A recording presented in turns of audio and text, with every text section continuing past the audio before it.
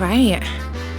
So you said we're talking motherhood, Black Britishness. You know what, Nina? It's whatever you want to do. Just go with it. Flow. Let's have a chat. Okay. Yeah. Let's do it. Your hair looks beautiful. Thank you. I love it. Is it dread? So, yeah, I've got locks. I've had locks for a few years now. I think maybe, 2017? Have you plaited them together? Yeah, I've plaited them together. Mm-hmm. And I wouldn't say it's heavy like when I'm walking around. It's fine when I'm walking around. But like when you want to have a bath or when you're going to sleep and there's just like hair everywhere. Yeah. The one thing is swimming. Okay. Trying to get my hair into a swimming cap. They do special swimming caps. They for do, locked and hair. I've got one. Afros. I've got a soul cap. Mm-hmm. Shout out to Black-owned businesses. Yeah. And it's great, but like still getting it on feels like a 2-woman job. Right. So you do need someone to prong the front. Yeah, I mean, like, you'd have to do that with anyway. Yeah, anyway. Yeah. So there's some element of inclusivity. That was all over the news, that wasn't it? It was. They didn't want it out there. Really? Yeah, they tried to ban it. Like, why? The business that created the caps that fit our hair. Yeah. They were like, no, you can't. There was something about it. Olympic I remember standard that there was. So I remember that like there was a story of an Olympic swimmer who wanted to use it. Yeah. But there was this whole thing of, it's not up to standards. And it's like, come on now, it's a cap. Like, which you want the hair in or not? Exactly. So it's a good place to start, really. It is. About locking hair, because I think there's a lot of us that are on that. I'm on the fence with it. Because I'm a person who's I change my hair a lot. I'm indecisive, but I think I've always thought about locks. And I'm like, when I'm really ready, I know I'm going to do it. So coming from someone that's done it, talk to us about how what made you decide to do it, how you feeling now? I think it's a variety of things. So I used to change my hair a lot as well. I've done it all. I've kind of shaved my hair. I've had an afro. I've done the relaxed hair, both long and short. Mm-hmm. And then I think since I was, you know what? Being real, I used to have a massive crush on like Bob Marley. Okay. And Maxi Priest. Oh, nice. And that's like me talking like primary school age. I don't know if we can call it a crush, but I was always like, I just truly admired them. Okay. And I had a lot of people around me when I was younger with locks, but there was always a bit of a kind of fairy tale distance because my immediate family were very much like church, you gotta look civilized and don't be coming home with no natty dreads all the bad things. And so I think I kind of internalized this whole kind of I can't be myself expressively. But as I've gotten older, I've always challenged it in various ways. So I remember very clearly being about 14 and going to carnival with like my afro and my head wrap and getting to Claremont Road and my grandma just looking at me like with shock. Like, what are you doing? Like, how are you on road with your hair out like this? And I remember my mum being like, you need to do something with your hair and putting all this kind of protective fear onto me, but me being like, you know what, like I just want to do what I want to do. Yeah, because it's like, what do I need my hair in this certain way for? Is it for acceptance in society? Is it to hook myself a man? Yeah. Like, did you have a partner at the time or were you too young? I was 14, no. I wasn't even thinking about those things yet. And I was really exploring identity, culture. I used to do a lot of dance. I used to be really into kind of like hip hop and street dancing and all those things. But then I really loved my Blackness and my community. And even though I couldn't articulate it at that age, I was proud and I wanted to express myself in that way. And at 14, I was in a predominantly white school in Stockport. And it felt like there was nowhere for me to be free. So, you know, coming down to Claremont Road every weekend to see my family and my grandparents, and, you know, times like Carnival and Party in the Park and being at Powerhouse and Zion Centre and all those places, and being like, it's like a whole new world, isn't it? Yeah. Like my school was in the middle of the hood, but it was a private school, and it was, now it's very diverse. St. Bede's in Whalley Range is very diverse school. It's still paid for, it's still a grammar school, but the diversity, I think, based on the location alone has actually, when I look at the pictures now, started off as a boys' boarding school with all these long-gowned tutors, and now, you look at it and it's literally almost 50%, you know, diversity, and which is beautiful. Exactly. It's really nice to see. My brother's just graduated from sixth form there, but when I was there, I think I was about one of 6 in the whole year that was black. So for me, it was a case of trying to fit in and be liked, and for me, that meant my desire to appreciate my blackness didn't come till much later. I was always like, how do I look more European? Because bear in mind, I was having relaxers put on my head top from when I was 6 years old. 6, really? Yeah, I was a gymnast, and I think... I remember you doing gymnastics. Yeah, so I think that was probably one of the main reasons, because we were straight out to school. I'd come home and throw something down my throat to eat, then we'd be straight out on a few buses to get to gymnastics every single weekday that was.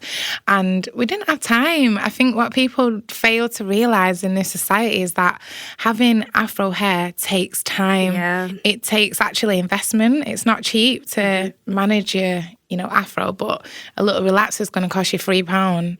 And then... It used to. It used to. I mean, I don't know now. I haven't bought them. Since I found out the ingredients, I was like, I'm going to stop frying my scalp. Thank you. Because I didn't realise that I think one of the main ingredients in it is formaldehyde. Formaldehyde is that mad stuff that's in the Portaloos at Park Life, you know, that blue thing that stinks. And you can just smell it. You can smell it.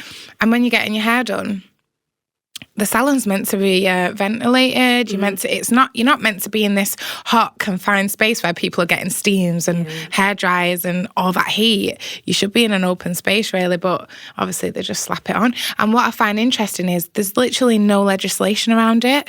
Because nobody cares. Nobody cares. Nobody cares. So long as it sells, nobody cares. Exactly. It's all about profits, and also there's a psychological element as well of, you know, what will care about you when you look more European. So texturism. Texturism is the word for the favour of a different texture of hair, isn't it? Yeah. Whereas colorism's like the favour of the lighter skin. And I think as I've grown older, it's like I'm drawn to people, you know, with locks. I mean, obviously, in terms of guys, I am attracted. I do find a guy with dreads attractive. Something just instantly hot. Like I want to say a few years ago, but it was probably a good decade ago now. Me and my sisters went to Amsterdam.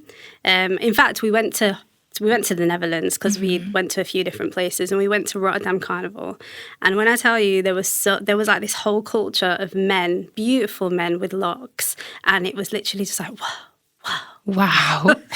Locks and beards. Talk to me, darling. It was just like, and it was gorgeous, but like deeper than it being kind of aesthetically pleasing to see. It's nice to know that it was more like there's like a deep appreciation and love of self, which I hadn't seen very much in the UK. No. And particularly in Manchester. I think obviously we're more multicultural now than when we were growing up. Yeah. But there's still quite a difference if you go to like other cities, maybe like Birmingham and London, for instance. There's still a little bit of a way to go in Manchester. I believe so. And I think we're still, I hate the word minority, but I think those of us that are really honouring our culture and our roots are not collectively the majority. And I think there's still a lot of education to be done, and people have to dig deep, but I think the world keeps us so busy. As soon as we leave school, it's like, right, how do we make money? If you've not come from money, you have to make the money. And I think because of our heritage, the likelihood of us coming in at 18 and having inheritance is low. Yeah. So we have to start really from scratch and build up, you know, what's going to be the next generations for us, which means do we really have time to look into our culture? So I find it really interesting that from a young age, you've just zoned into that. And I want to know, like, where was the influence besides, like, the music, Bob Marley? Was there any other influences that made you think, actually, I'm not going to try and go with the crowd. I want to look like this? Yeah, I think it was a few things. I'd have to say, I don't big up my dad enough, you know. But my dad and his side of the family were more accepting and embracing of Black culture in a way. Okay. So, for instance, my dad used to have like a sound system when he was growing up, and like growing up, there was just always music and sound around me. With him and a couple of my uncles as well being DJs, for instance. So it was definitely from that cultural aspect, but also my dad would always have art on the walls of like Marcus Garvey, Martin Luther King, Malcolm X, just like lots of amazing Black figures. There was always books around. One of the first books he gave to me was the autobiography of Haile Selassie.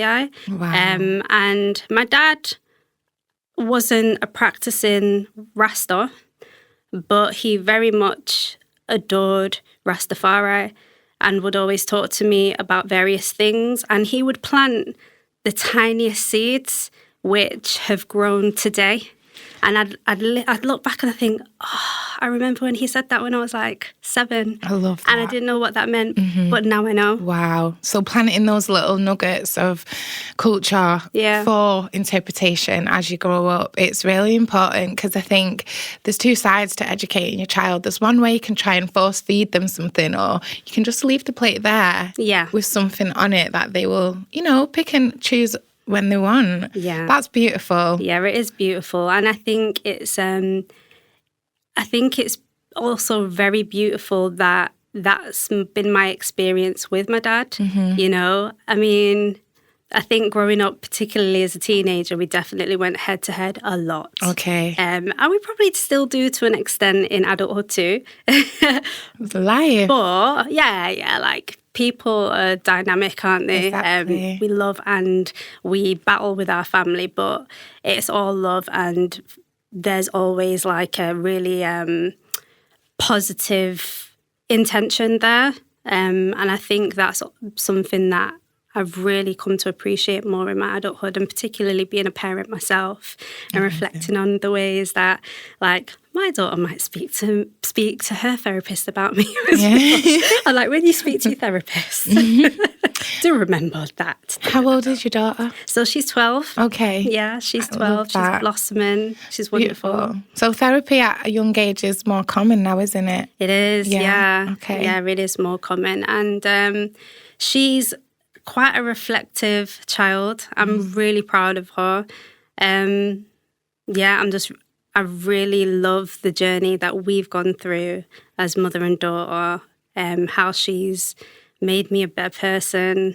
They come through with lessons, don't they? Yeah, they do. I think everyone thinks that when you become a mum, it's your sole purpose to teach. But actually, these humans that don't know anything about the world, they bring so much like raw information that, you know, we might not have considered. So I learned so much from my son, and I didn't think it was going to be like that, but I'm grateful. Yeah. What's your heritage, by the way? I didn't ask you before we went into that. My mum's side of the family come from a tiny island called Nevis, and my dad's side come from Jamaica. Okay. But they are both Manchester born, and they are the first of their siblings to be born in Manchester.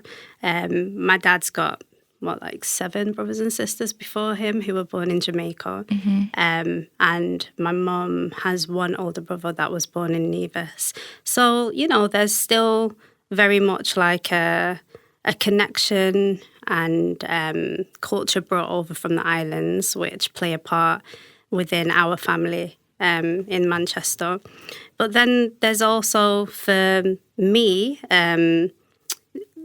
like things that are unsaid that I'm still trying to figure out and understand in a beautiful way. I love it. Like, culture is extremely important to me. History, heritage, like, it's what I live for. It's what I naturally gravitate towards. Yeah. Me too. I found myself accidentally, by doing my degree and finding politics, history, hated it in school, but having gone down the route that I've gone down, and when you get to do a piece of writing, you get to decide what you do. And I've gravitated towards like archival work, and actually found a load of archives in Central Library about Manchester, Black Manchester. I found a load of activists that used to come together. They used to protest. They helped to remove the colour bar in the 50s because the likes of us couldn't have gone to Old Abbey Tap House and bought a drink. Not many people knew that. I didn't know that. And when I'm writing about it, I only learnt about Marcus Garvey then. Okay. Literally less than 2 months ago. Then I went to Jamaica, I see him on the dollar, and I'm like, there you go. It's all coming together. And now I get to share that, with my son. So it's a beautiful thing. And I think as much as it feels difficult to have, a scattered history and you have to piece it together, I think being one of the people that's interested in doing that is a quality that I'm just grateful for, because I don't know where it comes from. It's not something that people actively do in my family. We've lost generations. My granddad came over as a young sort of middle-aged adult, and then my dad came over when he was 7, both from Jamaica. And as time's gone on, and it's kind of become unaffordable for them to go home, and like I said, it keeps you busy over here, doesn't it? So I actually don't know any of my family in Jamaica now. I don't know. So like, when you went back, did you get to connect with anybody? No, but I was laying foundations. So I've made new connections with people that are not family members. I.e., if I wanted to go over to Jamaica now and stay with somebody safe, I'd have somebody, which means there's a base for me to find my family. But my granddad built a house with his bare hands, and he was doing that by working 2 jobs over here. And there was a lady looking after it in Jamaica. She was the maid, and she had a daughter. She said that daughter belonged to my granddad, but nobody knows the truth. It happens. It does. And then they have that thing called adverse repossession, don't they? Which, if you're not able to manage it, then it's gone, which currently is the situation. But, I have all the original paperwork. I was really assured in Jamaica this time round. I spoke to some local people who reassured me that so long as I've got the original deeds and the house, the title deeds and my granddad's will, which I do, then I should be able to get it back. But how insane you have to fight for these things. I mean, it's set up to be that way because land is such a precious resource that I feel like as a community, but also as a class, we forget, we get so carried away working for somebody else that we forget that working for ourselves is ultimately going to be the strongest foundation. Exactly. I've had family members say, oh, we're not doing anything with that land, let's sell it. And I've been like, hell no. I can't afford to buy it all. But before you even think about selling it, just let's think about keeping it and utilising it and building something on it. And I think in a lot of families, that tends to be a difficult battle because you've got things like finances, which, it's like not everybody has the ability to claw money together to put back and send home because they're trying to survive here. But actually, it's probably better for us to do that. In fact, not probably, it is better for us to do that. And once we lose that land, once we lose the connection to that land, someone else is going to profit from that. And in Jamaica, there is kind of like an influence of America. 100%. And British. Very British. British as well, because obviously it was a British colony, but in terms of America, it's so close by. Like, most Jamaicans will go to places like Miami on holiday, or they would move to Miami and New York, and they aspire to that. They aspire to move to America, Canada. I find that quite sad. Yeah. Because what I was finding, I went on a few sort of excursions, and the tour guides they were trying to give you messages. like subliminal messages about how tough it is in Jamaica. And one thing they did mention was the sort of minimum wage being very low. So it's like, it works out for someone like them, it's like $3.50 US dollars an hour. They don't get paid well enough to live. For that reason, they have to take themselves out of Jamaica if they're going to make something of themselves. And then what I'm finding is tourist Jamaica is all swanky and the economy is booming. Yeah. But when you look at raw Jamaica, it doesn't. There's no bodies in it because obviously the people of the land are out in other places building up that economy because they can't afford to do it in Jamaica, which I just find, you know, I'm not sure there's anything I can do about it on my own, but now I've seen it and I understand. I didn't realise how affordable land is. Yeah. It's affordable, and it's no wonder that, you know, the Chinese are buying it out and building on it because... And the Americans as well, you know, the privatisation of beaches in Jamaica is down to tourism. Exactly. You know, people dream of getting married and having honeymoons in Jamaica. That's... I don't know if you remember, because we went to the same primary school. Yeah? We did. And shout out St. Richard's. And I remember kids at our school thinking that Jamaica was in Africa. Right. And they literally didn't know much about it. And then I want to say maybe in like year 4 or year 5 for me, there was like this whole campaign around tourism in Jamaica, and you'd hear like the Bob Marley songs on the adverts and stuff. And all of a sudden, there was this massive focus on going to to Jamaica, to travel, to see the sunshine, the beaches, the ocean. But I had literally just come back from like 2 months in Jamaica as a kid. Wow. And I was like, I didn't even get to see the beach. Like, no way. My first time in Jamaica, we were literally up in the country, with your family. You know, with my family. It was a great time. I got absolutely terrorized by the mosquitoes, but it was amazing. It was a great time, but I didn't even see the beach. I was like, oh, there's beaches in Jamaica, because there's two worlds out there, isn't there? Two worlds. And it's, you know, I guess it's not the focus to go to the beach if you're just chilling with your family and stuff, but it was like a moment where I really saw a change in terms of the understanding of like where the Caribbean is, and also the lack of understanding of British people knowing what British Empire is and was. Yeah. And that always kind of, I guess, planted a seed in my mind that even though I'm at school, the education is still lacking. We can have conversations at school where teachers themselves don't have the knowledge and ability to correct certain pieces of information. And that, you know, teachers are humans, and sometimes information and education actually comes from the people you surround yourself by.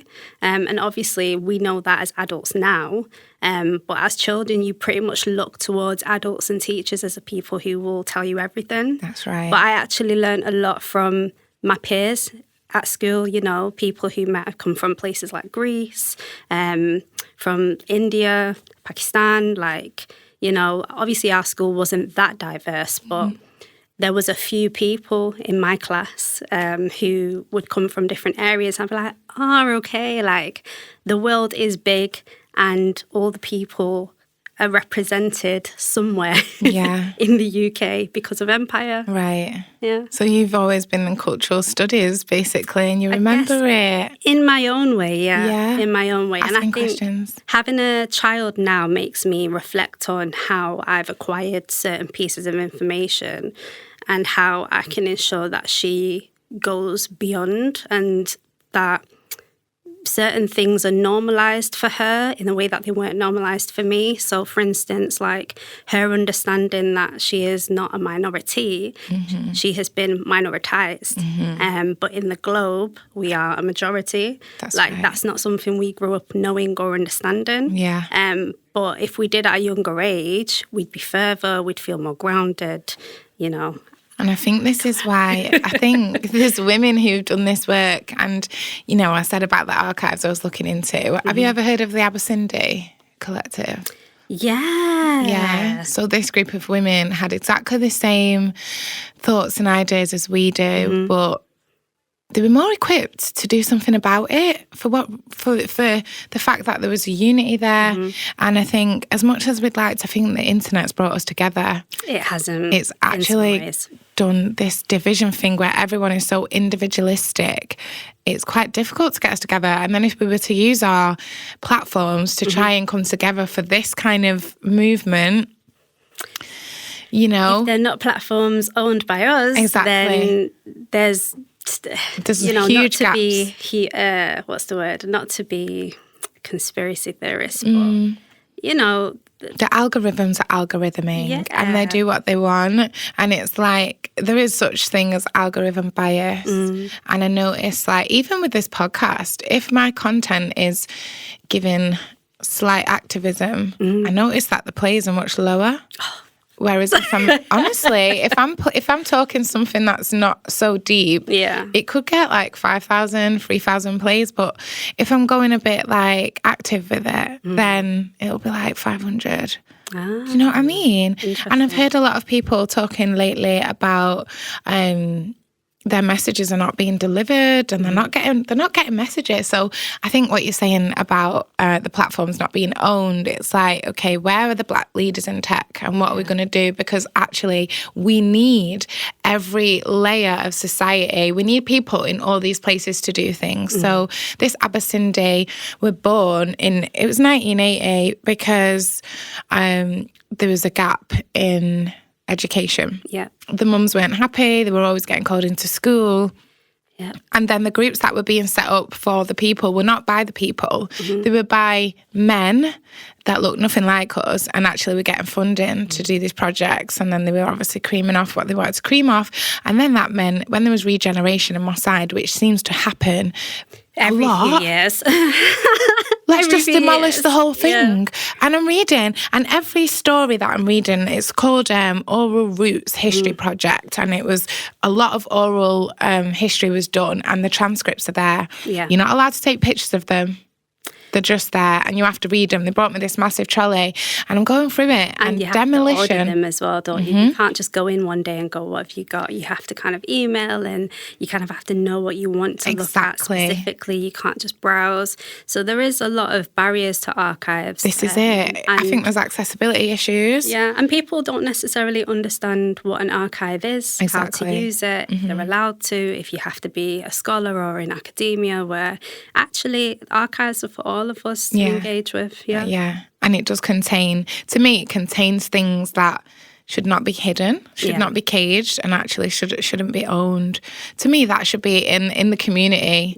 If people in Powerhouse or libraries in the areas of the people that it populates about wanted access to that information, they should not have to go through all these hoops to get it, which is a lot of the arguments I've been making in my critical discourse, because I'm like, listen, honey, this is not accessible. Sounds like a project, Nina. Yeah, it's been a project and my head's been battered with it all. I can connect you with a few people as well, to be fair. So when I was living in London, I worked at the Black Cultural Archives, and I was always like, we need something like this in the north, in Manchester. Like the Black Cultural Archives essentially is set up for the Black community around the UK. And obviously it does a good job, but it's going to be limited because it is a charity in London and there's only so much that it can do to kind of like branch out. And I was just like, probably need like a satellite somewhere in the north, in the west, in the east. No, for real and though. all just start talking. Now, there is one thing that like I feel like social media could help to bridge that gap in a way, but I do think that there needs to be more voices with more energy behind it. But it's a tiring job. Of course. It is tiring, it's very taxing, and you have to have like a deep commitment and a support system because you can easily get burnt out, and it's heavy. It is heavy work, I think, because as you go into it, you feel the injustice starts to settle in. And it's like, not only am I having to work harder in just society, I'm having to work harder in this situation because all of these things that affect us and, it actually determines some of the outcomes. And I think, like, the lack of knowledge of roots and culture actually spans into, okay, keeping heritage alive, keeping relationships alive, keeping families invested, together. Yeah. And understanding the importance of it as well. That's it. But because the education isn't there, I keep saying the Abyssindi, but they did Saturday supplementary schools. Which is so important and fundamental to all communities. I think all communities should have their own Saturday schools, because before you're British, you're black. You know what I mean? Before you're British, you are wherever you came from first. Yeah. And so obviously we get taught Britishness, British values at school, very important, but also, I think there has to be more at home and in the community. But obviously, the community has to have that resource and energy to be able to provide that.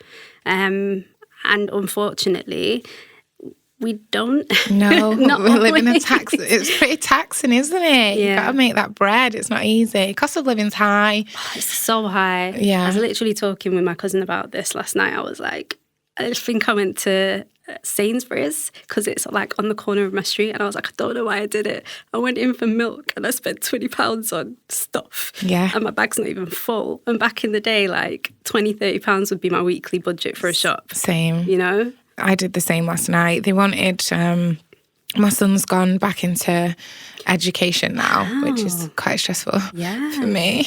Have to keep going in for meetings and stuff. You kind of need that in order to be able to do what you need to do. But it wasn't my decision. I'll just put that out there. But he's doing it, and I thought, you know what? In order to, because the thing is, being a student, you get a childcare grant, which is great because you can. I had him in forest school. His clubs, multi-sports clubs that he went to during the holidays were paid for with that.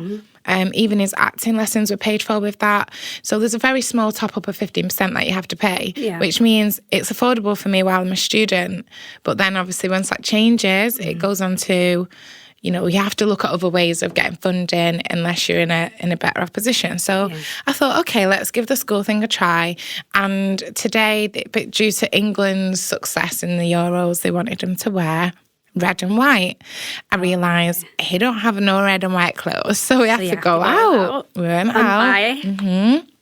£9 for a T-shirt with an England badge on it. Not only did I feel like, why am I buying this T-shirt? It was £9. And then the whole shop, I bought nothing less and it came to £35. I thought, how have I just spent 35 quid in here? But I'm not in a position where I can, ask for financial assistance, really. I don't know about you, but I think the default really does lie with the mother. And it's not only the investment of time, it's the investment in making sure that they're culturally aware, making sure that they're, clothed and fed and entertained. Because my son, he's got so much talent. And I'm like, I want to pursue all of these things for him, but you have to kind of cherry pick what you've got the energy for and the capacity and the capacity in terms of finances. So he wants to be a YouTuber. Okay. Yeah, he wants to do music. So far it's music. Right. He's just learning how to play Bob Marley on the piano. Hey. I told him, once you've learned a few songs and you've got it all up your sleeve, and we're kind of recording him as he's going along. But I'm just trying to, figure out how to make sure he's safe in that environment. Yeah. He's coming out here like, I want people to watch me. And I'm like, but let's just perfect your craft first. He's watched something. There's a movie. What's it called? Found with a Unicorn. Okay. And it's about a little Shetland pony. The Shetland pony is like brown. But then this truck drives past it and throws a load of pink paint out by accident and glitter. So it falls on the pony. Female pony, and now she's pink with glitter. She's blinging. And the songs that she had prior to being pink never really got anywhere, but now she's a unicorn. She uses a carrot to fake her thing, and she gets popular.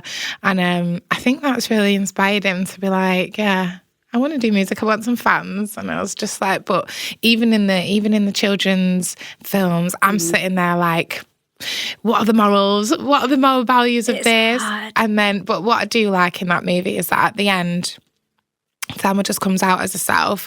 Someone's outed her for having this fake unicorn thing and actually found she's not pink, she's brown. And she comes out downtrodden on stage and she's like, hi guys, this is the real me. This is my real music. And you're either going to like it or you're not. And they loved her. So I think as much as the messages and what we grew up on is you kind of got to fake it to make it, I think now they're really bringing out what we need to be taught is that be you. And that's powerful and it's inspirational. So I'm just going to follow his lead and see where we go. I don't know. I mean, what I will say is I'm thinking of like the equivalent when I was a kid, because I used to love to perform. Used to love it. I still do to an extent. But when I was little, God bless my grandparents, me and my cousins used to have our little keyboards, we used to have our little bands, we used to make up songs. And like at any kind of family gathering, the family would have to sit and watch us perform. And they would do that. They would love it. They would cheer us on. And I think that was like the very safe equivalent to maybe what some of the kids are looking for in YouTube and you know, all the social medias right now. I remember when Brandy and Monica came out and we got like the instrumental version of it. And me and my cousin literally sat and wrote out verses and we'd go back and forth singing about the boy is mine. And I remember my grandparents literally sitting and listening and applauding and cheering us on and us being like, yeah, that was so good. That is so sweet. I love that. Yeah, we loved it. Do you remember the little inserts in the back of the albums? They used to have the lyrics on. Yeah. I was obsessed. Yeah, all of that. I know. And I think it was nice because it wasn't online. You're not exposed to any risks. You've got the backing of your family who think you're amazing and they're always going to be cheering you on and wanting the best for you. And it just builds you up before you are in a place where you go to the real world. And even like community events and things like that. I remember when I was younger, I used to do like Party in a Park, and I think I did Carnival maybe once or twice with my dance crew. Oh, that's Shout so out Nubie cool. and Kane. Yeah, Nubie and Kane. Yeah, that's what we were called. I love that. And yeah, the community just cheering you on. You know, it's a lot safer. People get it because they come from where you come from. They know you. They're your cousin, your auntie, your friend. And, you know, it becomes less about how good you are now and more about where people want to see you get to. They're encouraging you, you know. It was a really beautiful thing. And I think we definitely need more opportunities like that for young people today. Yeah, I think so. And I think if we were to look at the likes of, you know, these schools, the supplementaries, and just creating those communities to begin with, it then allows us to move on to talent shows and showcasing. There's so much talent there is in the community. And I think because it's just not being brought together. It's not the same anymore. Like the schools, it's not like they're like building little groups of kids who are interested in dance or singing and being like, right, you guys focus on this and do it. I hardly even speak to parents in the playground. I don't know if you That's do. pressure though. I feel like I don't actually have the opportunity to speak to parents at high school or secondary. I keep saying high school. I feel like that was a comment. That was the term, but it's secondary school, isn't it? Is it? Maybe I watched too many high school programs when I was younger, but I don't really get the opportunity now. I have spoken to like a couple of Zinnia's friends' parents, but when she was in primary school, she went most of her primary school years were in London, and we were in a pretty cool area of East Dulwich, and there's like this natural let's go in, have a coffee with mums, and it was pressure at first because I was at uni and I'd rock up on my bike with like my Adidas tracksuit and I probably looked like a hot mess most of the time. It's first thing in the morning. Definitely did. And sometimes, you know, that kind of conception or stereotype of what a mother's supposed to look like can go against you. And it did in some ways, but in many ways, there was all these quirky parents who were like, I like you. That's a nice bike. Let's go for coffee. Yeah. And we were able to harbour a really cool community of parents and kids that would just go to the park. And, you know, during COVID, we'd do like Zoom sessions with each other and stuff. And that was really nice. But I feel like the older the kids get, maybe the less that actually happens. Yeah, now. I think now. But when I was younger, there was a lot of like, you know, sleepovers, going to a traffic centre, people getting together. You know? Well, I didn't really go to them, to be honest. Yeah, I don't think my parents really allowed me. I think I went to my first sleepover when I went to secondary school. Right. Yeah, I'm talking high school now. Yeah, not primary school. No. That was like a safeguarding thing for my mum. My mum was just like, I don't know who's up in that house. Okay. If it's not family, you're not staying. Good. And I pretty much do the same thing now, unless it's a parent I know really well. Like I've got friends and they've got kids of a similar age. We'll do sleepovers then, but school, no. No.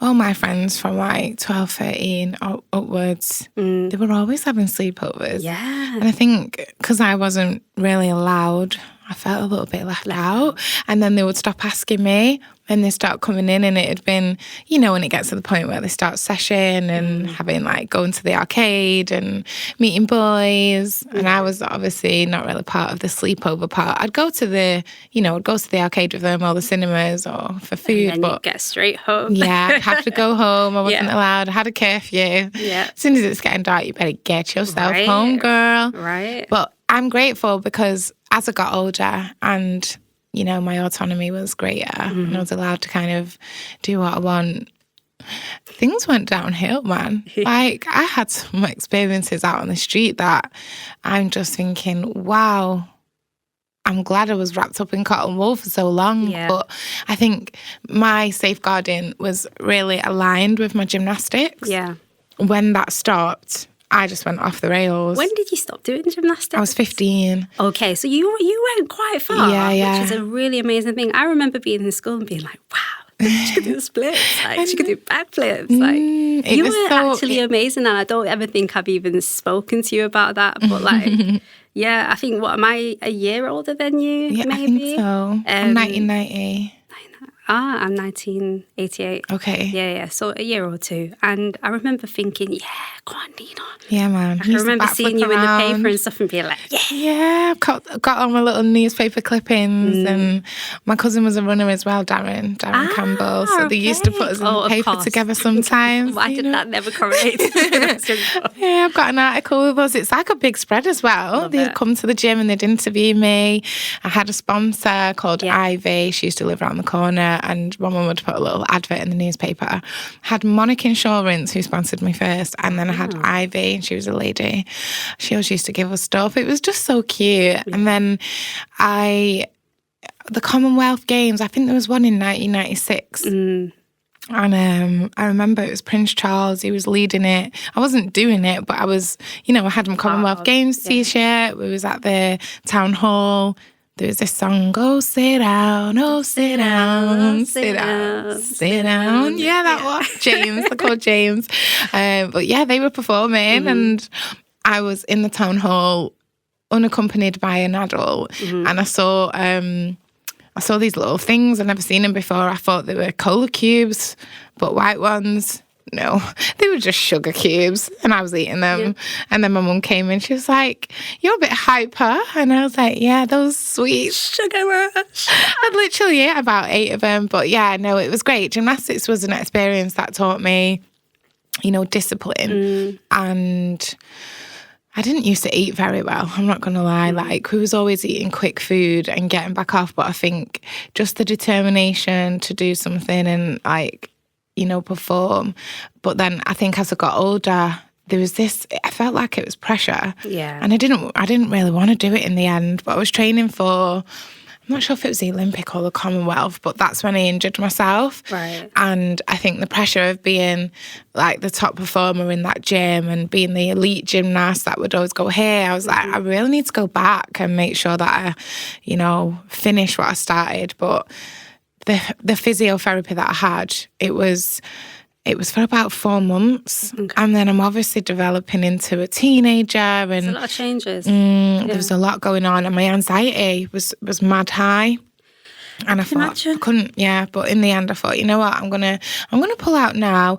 And then, like I said, I had a few off the rail years, but I think deep down, gymnastics has helped me to like be disciplined in life in general. There's a touch of perfectionism in there, but it's okay.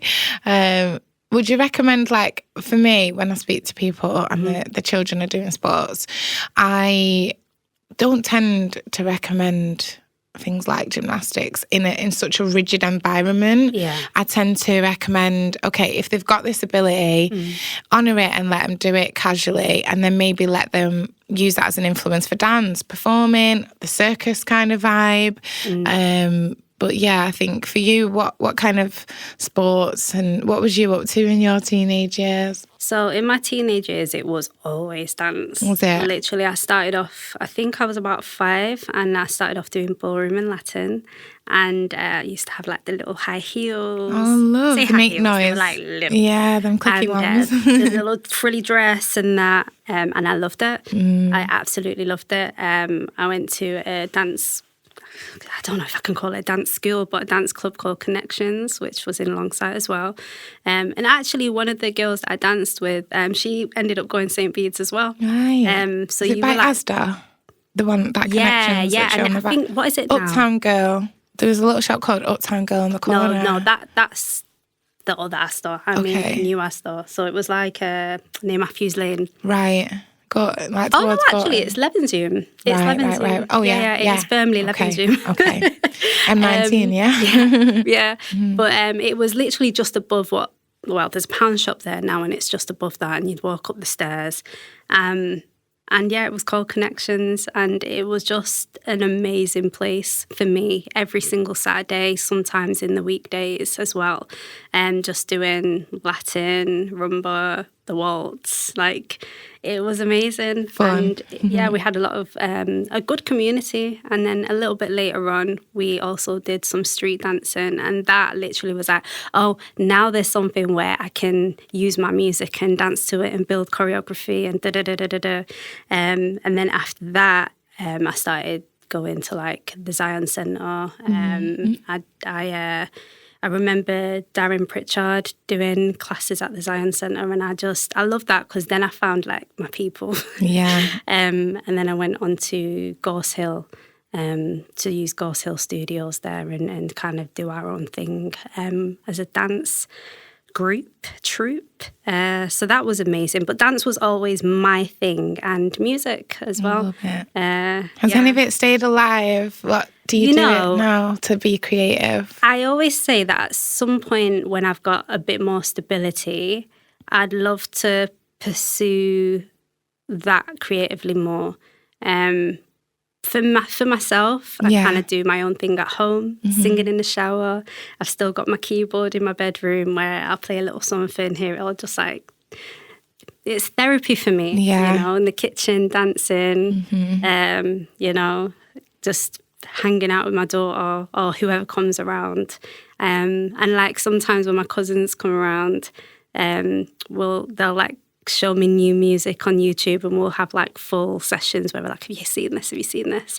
And I love that. That's kind of what I do now. But I feel like for instance, for my daughter, she's into poetry, which was all around me in my teenage years, but I personally never gravitated towards it. There were a few amazing poets where I was like, yeah, but there was a lot of poetry that just went over my head. I didn't get it. I thought it was pretentious. I wasn't interested, so I never fully connected with it myself. Do you think that's because of the literature we were given in school, or something else? I always loved literature. I was a reader from a young age. I just loved reading. I loved books. I think you know what? I can't put my finger on it. No. I just didn't always connect. I had some people, I think sometimes when my friends did poetry and I kind of understood what they were talking about and I got it, I liked it. Yeah. Do you remember a poem called Half Caste? I remember that. Do you remember that? That was my time to shine at school because obviously I went to an all-white school and nobody knew how to speak power. There we go. Like, this is my moment.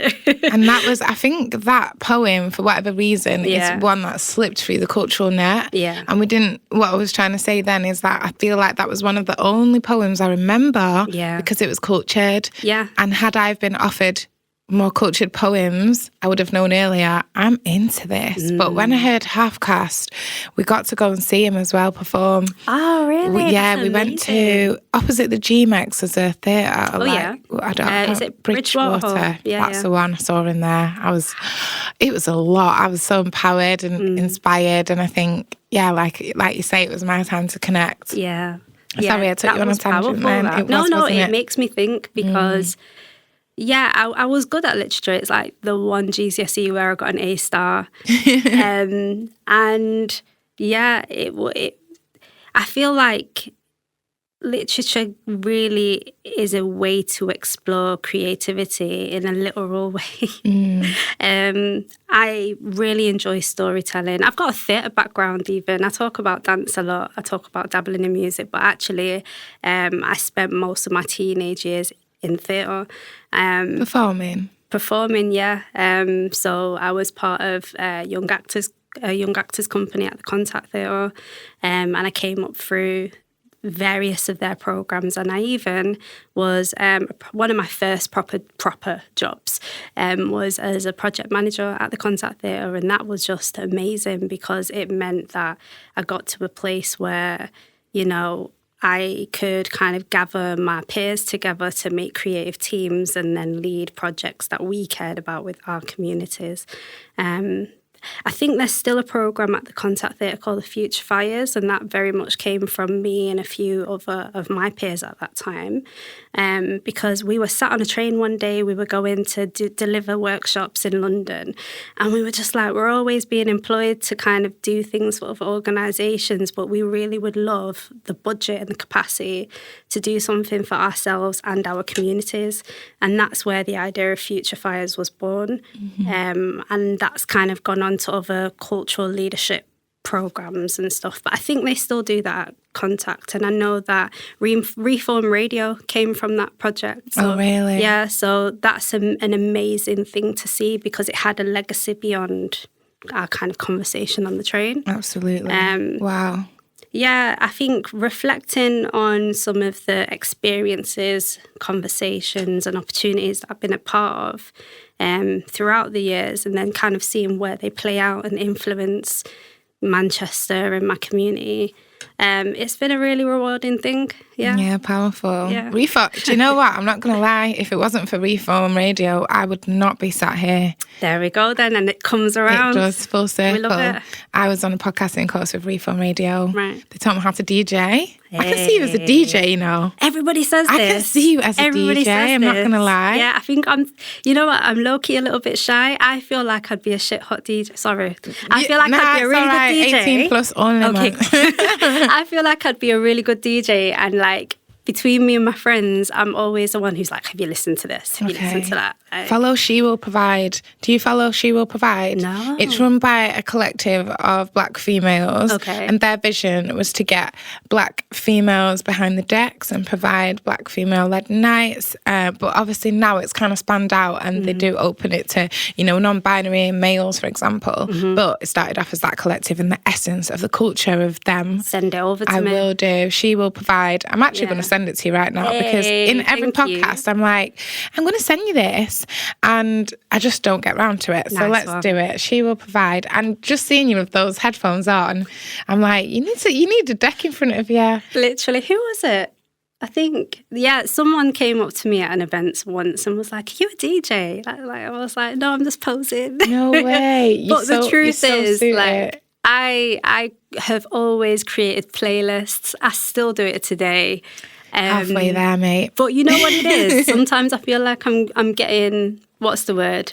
A bit old. Like, I'm a bit of an old soul. If you ask me what I'm listening to, most of my playlist is still D'Angelo, Jill Scott, like yeah, but there's no listen. And then there's the odd bits of new school music, like obviously I absolutely love SZA and people like that. Children of Zeus, King Kai, like there are amazing like artists close by. Tisana, for instance, like her particular coming back to, I remember when we were all teenagers, yeah, and one of my close cousins went to Trinity with Tisana, and I remember going to see like a X Factor type talent show. Okay. And seeing the absolute ray of talent and culture in that one little high school and being like, wow. And then I just don't think anything was happening for a few years. I don't know if it was me just living under a rock, because my little sister tells me I live under a rock sometimes. Really? I appreciate that, yeah. Oh, I was going to ask you about us, yeah. But at the moment, there's like this energy of people kind of coming back. Maybe they've been parents and they've been trying to set foundations and homes and stuff, and now they're like, right, now I want to dabble in the things that I'm interested in creativity, and I'm all here for it. The power of creativity is another reason. I feel like a lot of people have to, they have to adopt the creative side of them to allow for the expression. Because one of my favourite sayings is the opposite of depression is expression. And unless you're doing something to like outlet all of that energy, because when you're out in the world and you're taking on somebody else's needs, demand in order for your paycheck to come in, you're actually, for me, I was stagnating. My energy was kind of stagnating. In real estate, it's great. I make a lot of money, but I need to outlet, like training, I'd go to the gym. But since I found, for me, it's using my voice, it's creating something. I like to create something in the world that didn't exist before.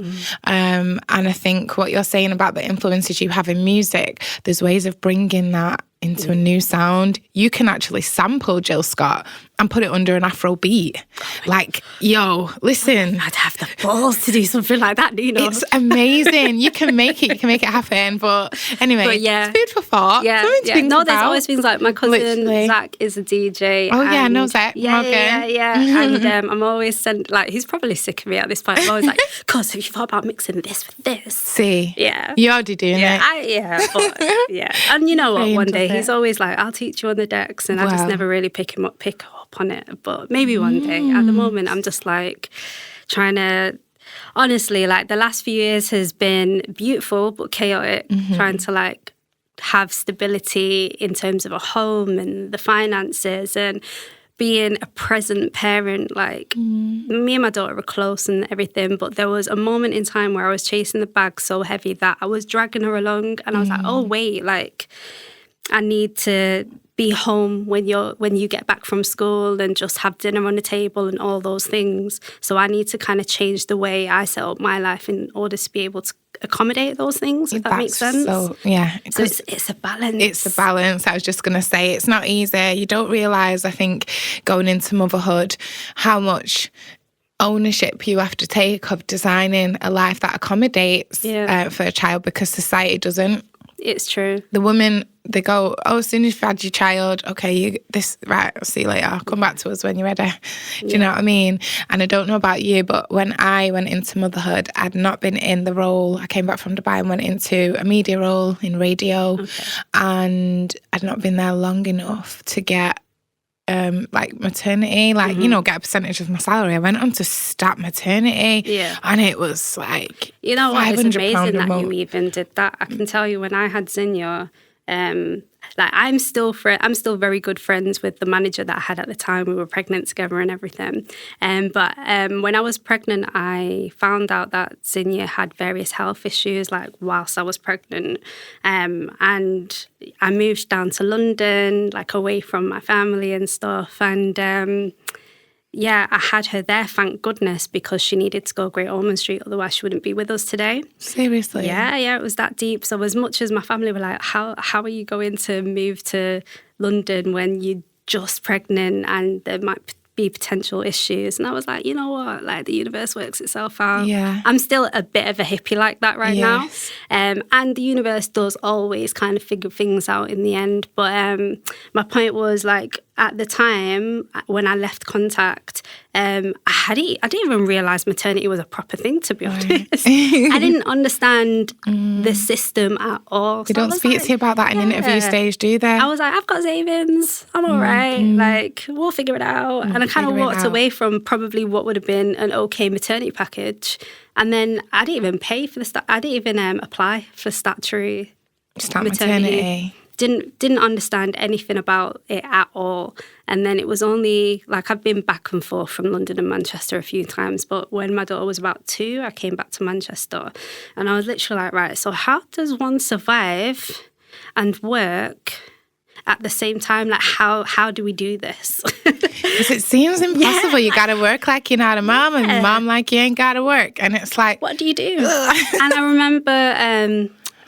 I remember being introduced to, like, there was like a 500 maternity grant or something at the time. Okay. And I missed it.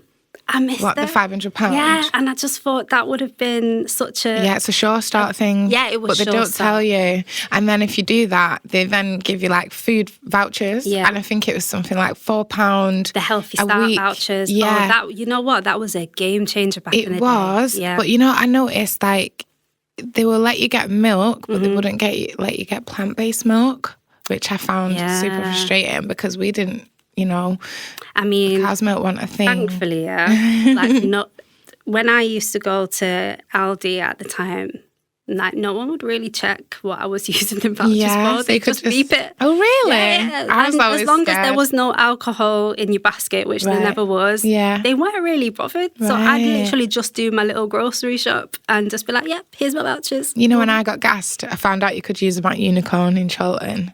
And I was like, but they wanted them immaculate. Okay. No creases, they can't be folded, they had to be... Wow. I don't know why they were like that, but they wouldn't take them if they were slightest bit really signs of wear. I just didn't get it, but yeah. At least you could use them there. Exactly. I found that out and it was a real game changer. So yeah, Short Start. I don't know if they still do it, but it's Short Start I don't even think is fully operating anymore. Don't they have a card now? Oh, do they? As I was sort of getting beyond the point I could have them, I think, is it 4 years old? Yeah, it's because it's once they go to school, it kind of stops. It's been a long time. Yeah, I mean, it's been longer for you. But as I was finishing, they'd gone on to this thing where you just had a card. Right. It's kind of like a prepaid card. Yeah, basically it's like a credit card and you just use it. But it's definitely worth doing. It doesn't sound like a lot of money, and everybody, even if you're in a well-off position, you might think, do I really need a little £20 a month? But that could be your fresh groceries for, you know, for at least 2 weeks. So everybody look into that if you don't already. Yeah, and the power of frozen food, like, it's not...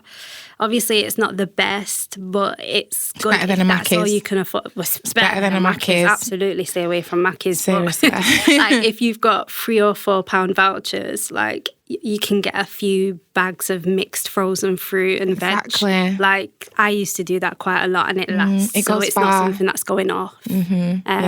So that's like a motherhood top tip for me. Utilise the freezer. Well, you know what I used to do as well? Like, I would buy the fresh and I might steam the veg, and the stuff that I didn't use, I'd do it all. Yeah. Like, I've got, you know, the broccoli, cauliflower, whatever. And then I'll just freeze it in Tupperware. And then I felt like it was still fresh.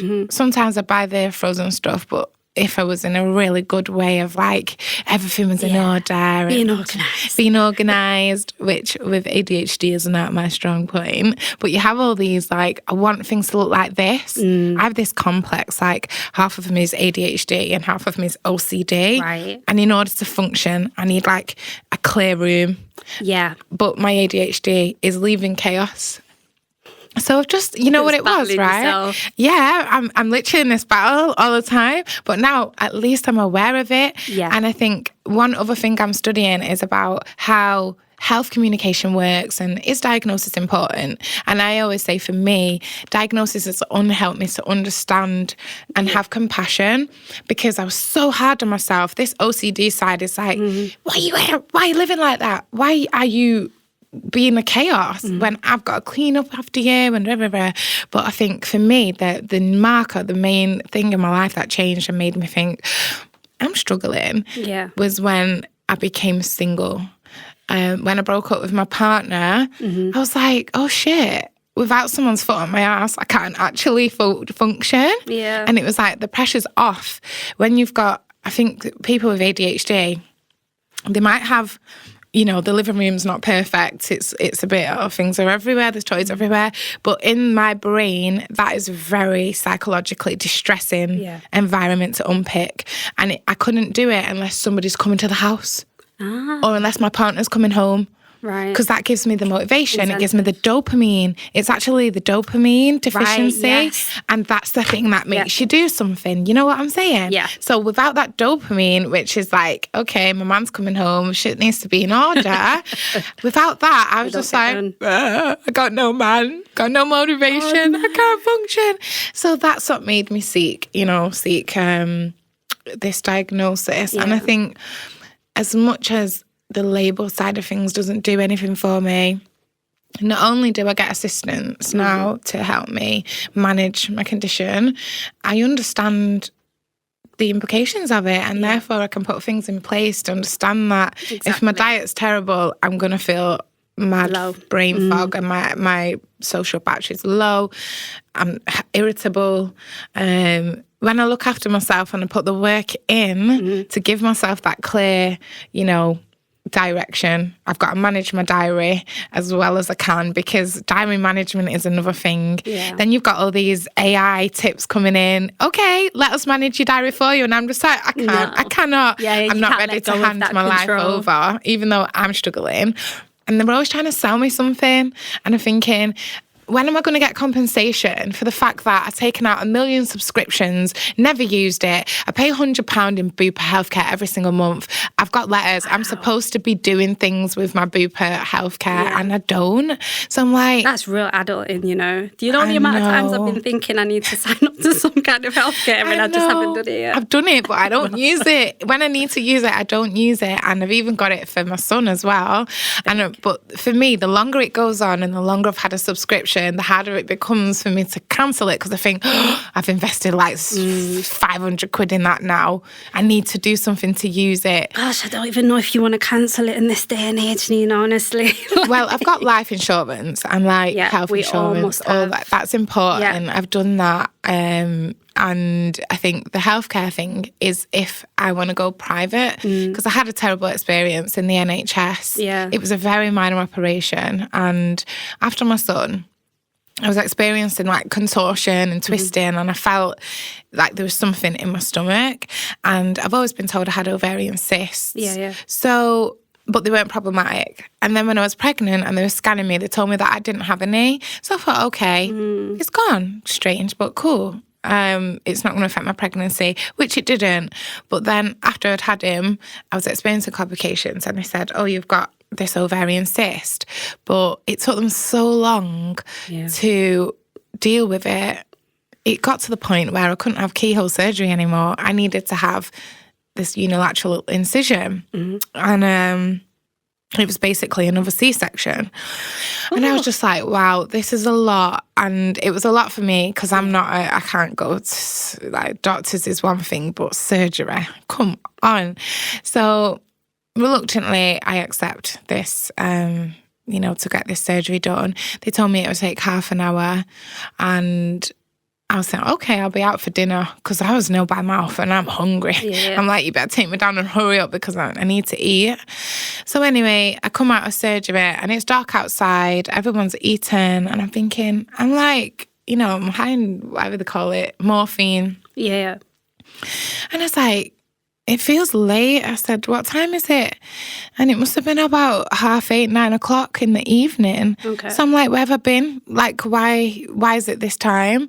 Apparently I was in surgery for 5.5 hours because I was bleeding out. Not only did they remove the ovarian cyst, but they took my ovary.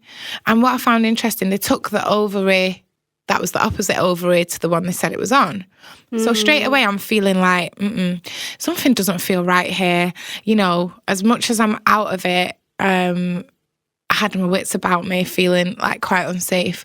So I started recording the conversations that I was having with anybody that I spoke to from that point forward. I feel like everybody always needs to do that. Record every single conversation you have, because it's not even like everyone is trying to catch you out or misbehave. Sometimes it literally is that people have their biases and people don't know what they're doing, or people don't have the leadership to do the job properly. This is it, the autonomy. Sometimes they don't have it. The time, sometimes they don't have it. But ultimately, like, we all have the duty of care to ourselves. That's right. We have our responsibility to look after ourselves. And I knew at that point I was very, I wasn't compass mentis really.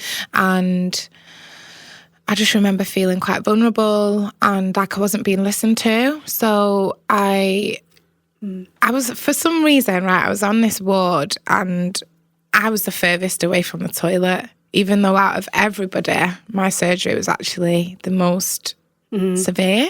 Some of the girls that were sat at the other end by the toilet were pregnant but experiencing, twinges or bleeding. So they're able-bodied. I've just been cut open and I can hardly walk. So at one point, they're telling me, right, you should be getting mobile, you should go to the toilet. I don't drink tap water, and I didn't have any water left, so I needed to go down to M&S to get some water. They wouldn't take me. It was problematic for me to get off the ward, and they were like, just have this tap water. And I was like, I don't want that tap water. But anyway, they told me, get mobile, get on your feet. So I tried to go to M&S to get my water. And I'm literally holding on to one of them chairs that you wheel around, but it was too much. The decline of the hallway, I was struggling and I collapsed. I mean, if you've had surgery, I don't know. I shouldn't be doing it. There's like there's getting mobile, and then there's just going to get water when you really can't walk. Yeah, that doesn't sound wise, to be fair. No. They should have tried to get you to walk around your bed and do some gentle exercises maybe. I mean, I'm not a health professional, but it didn't work out well anyway. Got back up to the ward because a port had to come get me, bring me back up. And then I was trying to go to the bathroom again, nearly collapsed. And these girls were like, why have you got so far away from the toilet? Can't you see she's in pain? Like, I'll happily swap beds with her. Yeah. So that was what made me conscious of, it's not just me feeling hard done by her. These are noticing. And I noticed like this bulge was forming above the incision, and I asked for 3 consultations. The surgeon that did it, another nurse, and somebody else. Everybody came to see me, and they told me, it's fine, you've just had surgery, it's not a problem, you'll be okay. They sent me home the next day. And they didn't give me any painkillers. About 2 days later, I sneezed, passed out with the pain. Yeah. And this thing was getting more bigger. I couldn't go to the loo. I was like, what is going on? So I went and looked for another opinion. I went to the MRI and I showed them this bulge that was just not where it should be. I'm like, what is it? It's making noises and everything. And they rushed me to Wythenshawe emergency gynae. Yeah. And I had a scan, and they found out that my large bowel was now being entrapped by, basically they'd cut me open, and everything they cut open was now healing around my bowel, squeezing it in the wrong way and strangulating my bowel. So that's why I couldn't go to the toilet. And he basically said, if you didn't come, he's like, I don't know why they did this. What did they do? Because the cyst is still there. The cyst that they went in to take out is still there. They take out. But my ovary's gone.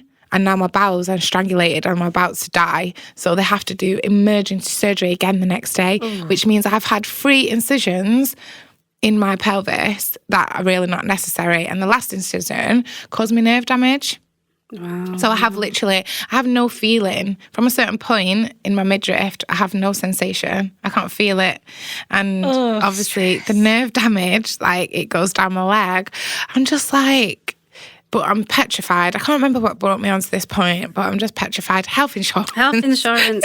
Yeah, and your responsibility to yourself. Yeah. And to be prepared in whatever way you can be. That's we're not all expected to know everything about life, but definitely just have your own back. Exactly. Because other people, paid or not, like, no one has your interest the way you have your interest. Exactly. You've got to have it. This is it. That's why I took it out. It's so hard to be like, you know what, I don't know what I'm doing. We should seek separate opinion. Or do you know what I mean? Or I'm not quite sure. Or like, instead of taking your ovary out, just being like, you know what? I don't know what I'm doing. So let's maybe close you up and reschedule this for a day when we can get someone who does know. Yeah. Well, she said she had to bring in other people. Just stop if you don't just know. stop. But I can't believe it. She took my ovary, and then the next operation, they had to take the cyst out in the next operation. When they went back in to like resuture my rectal sheath or whatever it was, they then had to take out the cyst that was originally there. But I just thought, wow, what the heck were you doing in my body? It's not nice. So prevention over cure is all I can say. They don't really tell you. They don't tell you how to eat for kind of women's health and things like that. And that, especially women of colour. I didn't realise that we're still 4 times more likely to die during pregnancy and childbirth. That's scary, man. Because I think, obviously, I wasn't done with my children. I wanted more children. And I feel like, is it really safe for me to do that now? Because my stats, that now? I have one. Yeah. I've still got one ovary. So again, they didn't sit me down and speak to me about my fertility. But I know I've got one ovary. Things work. My period is like clockwork. My cycle's clean. So I do feel that my body is still, fertile and ready. Yeah. But I'm scared to do that here because I just think not only have I got scarring inside, it's that I just don't really trust the NHS here. How would I go about it? Yeah. But hopefully, if it's meant to be, what is meant for you will not miss you. Something in the world tells me like I've got a daughter out there, whether she's passed already and didn't make it. There's definitely a presence of a little girl that's with me, which I find strange. That's beautiful. Yeah. That's beautiful. I've had pregnancies that didn't go full term, and I wonder, it could be that, or it could be that maybe something's coming in the future. Yeah. My son keeps asking me for a sister or a dog, so I'm like, maybe the dog for now. Yeah. My daughter always asks for another, and I'm like, actually, I don't think I will, to be fair. No. I think I was sat on the fence for a while, and for me, it's more about, I just don't feel like the world deserves it right now. Yeah. I'm like, my babies are precious. And you got to work extra hard to create that safe space now. Exactly. And it actually ends up putting your safe space at jeopardy because of how hard you have to work to create that environment. It can really burn you out. And exactly. I feel like children really need a village, and village culture isn't strong enough in the UK. No. And in some ways it's dying in other places where it is present. But I think there will be a revival. I do. I really do believe it, especially like seeing you and having conversations with other like-minded people. The intention and the energy in the space is there. Yeah. And it will get there at some point. But for me, at this point, I'm just like, there's no village for my babies, and there's no kind of energy, time, safe space. I'm on a time limit here, to be honest. Like, I feel like I've moved around with my daughter quite a bit, and I want to give her some stability so that she can make some roots, friends, and connection. Yeah. So I'm not going to move out of Manchester until she's older. But I'm ready to buy land in a place where there's more like-minded people and experience something new that I've not experienced yet.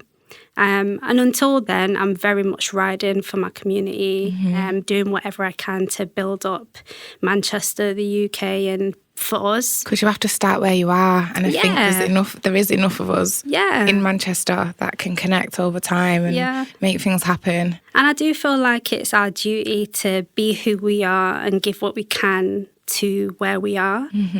Whilst we're there. I agree. Even if we know that we're going to be somewhere else later down the line. And that's realisation that you have to sit with that, don't you? Yeah. Because I think if you feel like that, there is an element of like being in fight or flight mode. Like my environment isn't right. I need to get out. And when you're living like that, I mean, for me personally, I wasn't investing much in my environment and therefore like laying foundations enough that would, be able to root my next moves. So I think it's so refreshing to hear. Yeah. And I know I'm not the only one, but I think I'm definitely building, it's kind of like a mental database of everybody that's going to contribute. Because for me, I was so disappointed when I realised that I'd invested in a relationship that wasn't what I thought. Because we have these conversations and it's, this is how we're going to live and we don't like to live this way. So, of course, we're going to change it. But then when it comes to making them changes, it's like... Honestly, I've got a whole new perspective on relationships, particularly love relationships. Like I was saying to me and some of my girlfriends, I was talking with some of my girlfriends and I was just like, you know what, I'll never be a girlfriend ever again, Like I will stay single and inexclusive until someone's ready to make me a fiance. And I'm not even particularly bothered about Manchester, that was a Freudian slip, innit? I love Manchester. But no, I'm not particularly bothered about marriage, like specifically. Yeah. But I am bothered about commitment and connection. And I don't believe that people have the same commitment and connection. I don't know whether they've ever had it or whether they just don't have it now, but I feel like commitment and connection isn't as serious to people as maybe it should be. And I don't think that anyone's got any like deep intentions to hurt each other. I think the capacity and capabilities are not necessarily there from like people I've seen. Or people I've chosen to connect with. And they've been like most of the guys I've dated, there's been so many wonderful aspects to them, to be honest. But I feel like before I can...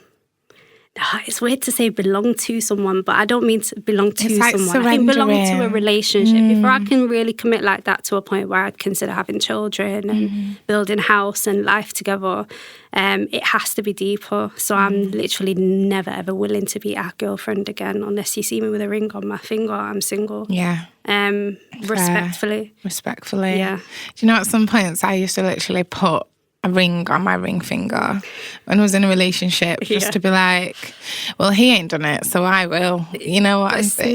It's not for us to do that, I don't think. I mean, it is, that's, you know what, it's a beautiful thing because that's your commitment to the relationship. Yeah. But I feel like we know what our commitment is to the relationship, and there needs to be like you can't just know it for yourself. You both have to share it beyond words and beyond just intention. There needs to be like a real show of commitment behind that, whether that is a ring, whether that is, I don't know, buying a home together, or that I feel like it needs to be deeper. And it's always a risk, really. People grow and change and want different things. But I think it's important that more women and more people generally, I say women because I am one, but I feel like people need to be able to look back on their own relationships and feel like, you know what, it didn't work out, but I can see that the love and the commitment was there. Yeah. And I think there's a lot of people that I speak to, I guess, who have hurt and pain and distrust because they're not sure whether what they had was real. But I think I can now reflect on most of my relationships and say, you know what, it was real for us at the time, and things changed and people didn't have the capacity that they thought they had. And there was genuine hurt that came from that, but for whatever moments in the beginning, there was something real there, and that is nice to experience. Yeah, and they're the parts of it that are nice to sort of hold on to and think about.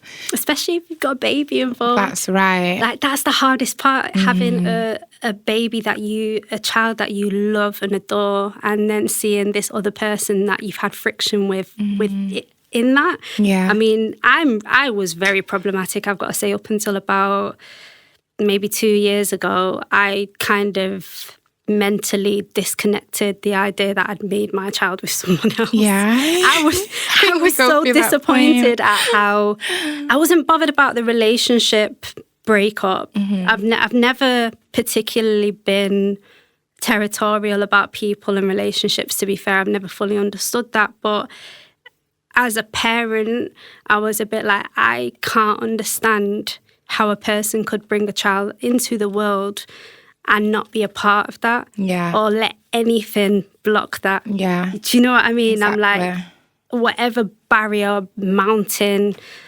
like the universe itself, I will fight to be present in my child's life. Like that has been my take on parenthood. And to think that there are parents in the world that don't have that same energy has been really, really disappointing. Like I can't fathom it. No. I feel like certain things are spiritual, like really sacred. It's sacred, like to the highest possible level. And if anything, if nothing else in the world, you've got a sacred duty to have this journey with your child, with this life that you bring in. Wow. You know, it's sacred. It made me emotional there. I just give it up to all the parents that take that serious. Mm-hmm. Whether they acknowledge it or not, being present is a truly amazing and important experience in the world, and it shouldn't be taken lightly. Mm-hmm.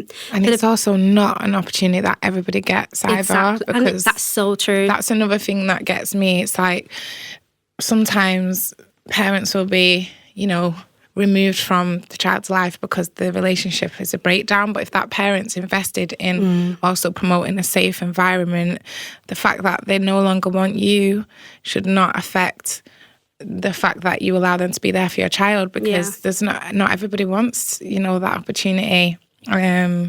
So there's layers. There's layers. There really is. But I also feel like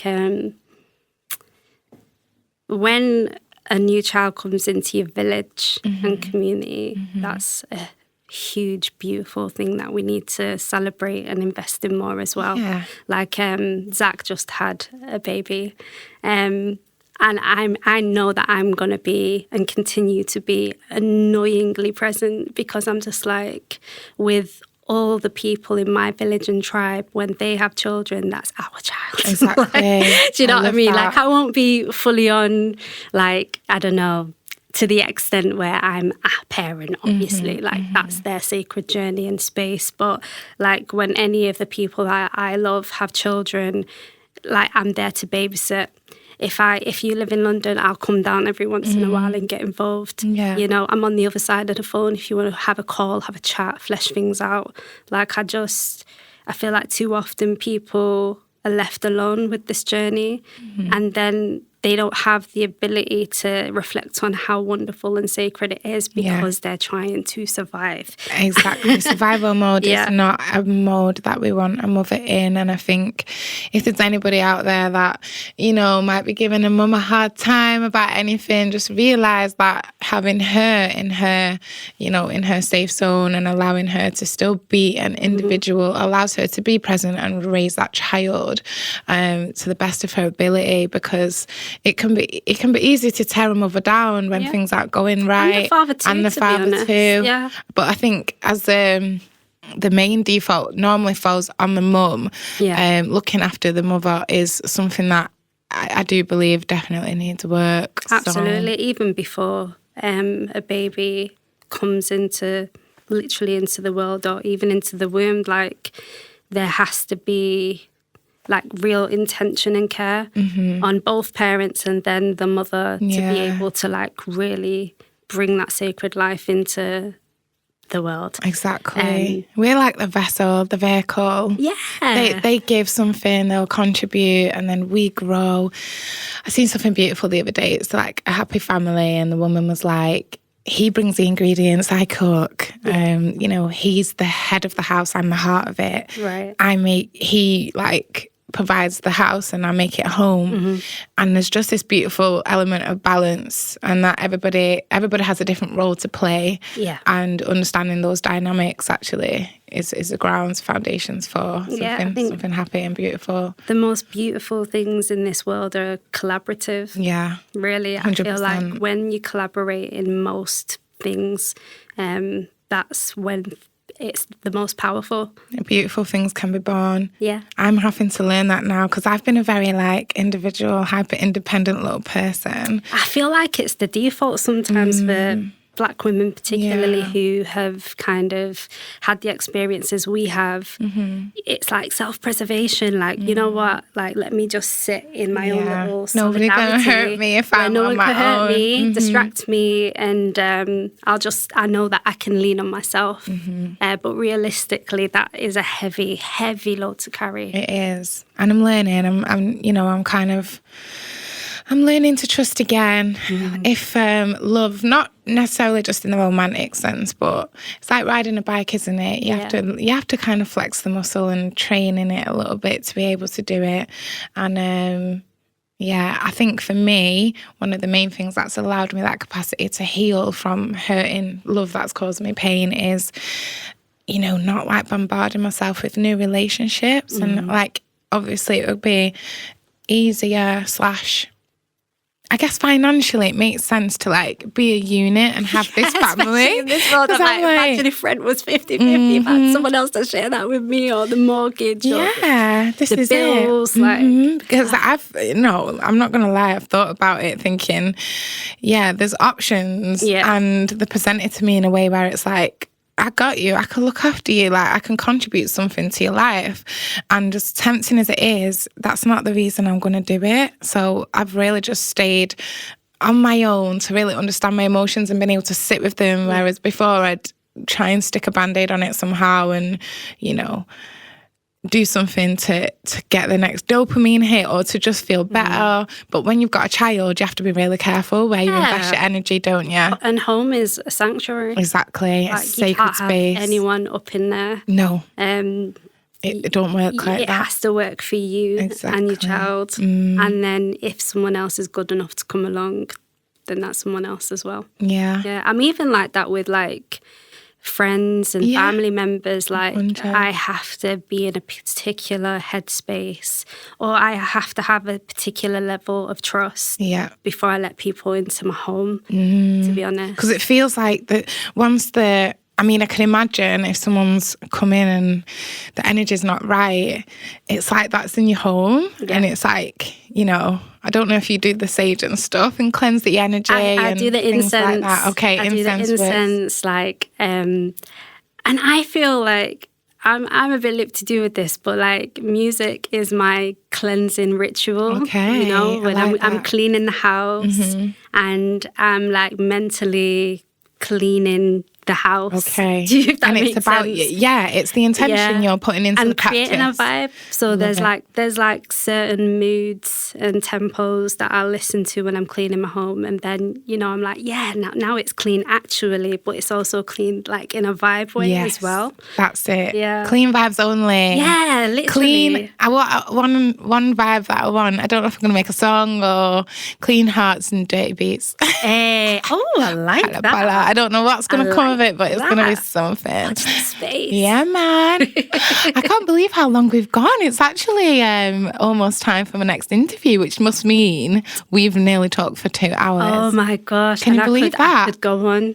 We could do it. We could go honestly. on. Listen, part 2, you never know. Listen, let's catch up again. I really appreciate like hearing from you and being able to connect with you on so many levels. Yeah. I've done a lot of interviews, and today is hit me. I feel emotional in a good way, and I feel like thank you for sharing this space with me. Yeah, thank you for inviting me. You were like, honestly, I was like, what? Talk to me about what?